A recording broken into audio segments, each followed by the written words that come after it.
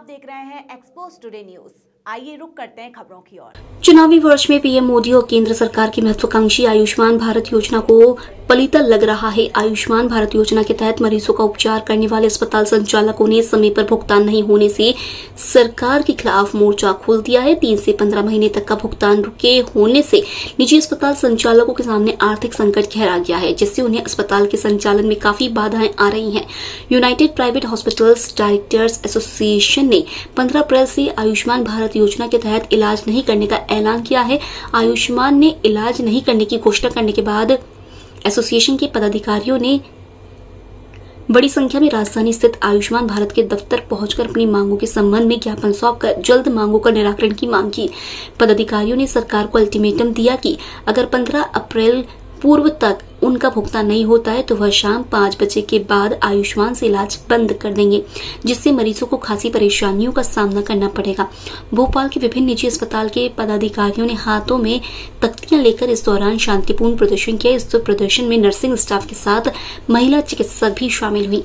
Association के पदाधिकारियों की मानो तो 3 से लेकर 15 महीने तक का भुगतान अभी बाकी है। डॉक्टर जिशान अहमद ने बताया कि अकेले भोपाल के 100 करोड़ तो समूचे मध्य प्रदेश के 900 करोड़ रुपए का भुगतान होना शेष है।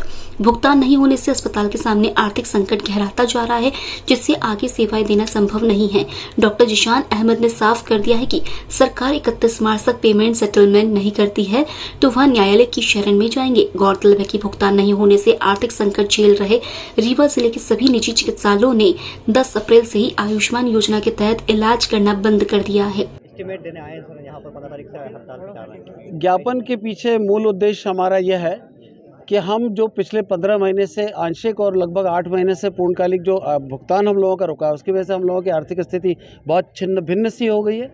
हम बड़े भारी मन से मजबूरी में आर्थिक असंगति विसंगति के कारण और आर्थिक तंगियों के कारण, किसी और कारण से नहीं, हम मरीजों की 15 अप्रैल शाम 5 बजे के बाद से सेवाएं नहीं कर पाएंगे।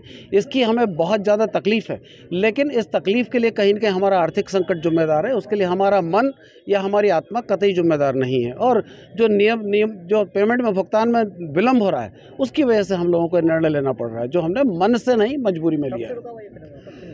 कई अस्पतालों का भुगतान को लगभग 15 महीने हो गए, 15 महीने के आसपास हो गए। फरवरी 2022 से कई मरीज अस्पतालों का आंशिक भुगतान नहीं हुआ और कई अस्पतालों का जुलाई अगस्त 2022 से भुगतान नहीं हुआ है। ऐसी परिस्थितियों में लगातार 15 महीने तक सेवा करना और उस सेवा को लगातार आर्थिक संकट की परिस्थिति में जारी रखना अब हमारे लिए संभव नहीं बचा। क्या कारण मानते हैं इसके पीछे, क्यों भुगतान में विलम्ब हो रहा है, क्यों नहीं हो पा रहा है? देखिए, आपका जो प्रश्न है प्रशासनिक प्रश्न है। कारण तो मैं समझता हूँ कि ये शासन के नुमाइंदों से आपको पूछना चाहिए कि क्या कारण है। इसके लिए हम तो ये है कि सेवा प्रदाता है, हमसे हमारे प्रश्न पूछे जाएंगे तो हम शायद उसका सही उत्तर दे पाएंगे। यही कहाँ जो आप छोटे में चाहते हैं? आपका नाम बता दीजिए। मेरा नाम डॉक्टर जिशान अहमद है। हम लोग यहाँ पर एक गवर्नमेंट को इंटीमेट करने आए हैं। जो हम लोगों ने डिसीजन लिया है कि हम 15 अप्रैल 2023 को शाम 5 बजे से काम करने में आर्थिक संकट की वजह से असमर्थ रहेंगे। हम उसी के लिए आए हैं। क्या संकट हो रहा है, क्या दिक्कत हो रही है? हमें जो पेमेंट मिलना चाहिए था उसमें काफ़ी विलम्ब हो चुका है, जिसकी वजह से आगे अस्पताल को ऑपरेशनल रखना, चला पाना मुश्किल हो रहा है। और अब हमारी आर्थिक स्थिति इस लायक नहीं बची है कि हम आगे काम कर सकें।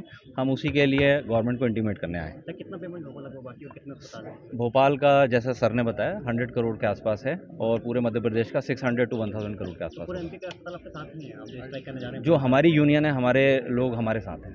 बात हुई कहीं यहाँ? जी, हमारी बात चल रही है, उसी के लिए हम यहाँ पर इंटीमेट करने आए हैं। रीवा में जैसे कि जो हमारे अस्पताल हैं, उन लोगों ने ऑलरेडी कल से काम बंद कर दिया। 10 तारीख से काम बंद कर चुके हैं, 10 अप्रैल 2023 से। अगर सुनवाई नहीं होगी तो फिर क्या करेंगे? तो फिर आपको भी इसमें कहीं घाटा है। उसके बाद हम उच्च न्यायालय जो है तो उसकी शरण में जाएंगे, उसके लिए रिट पिटीशन तैयार करेंगे। वो भी हम विचार कर रहे हैं, हमारी एसोसिएशन विचार कर रही है।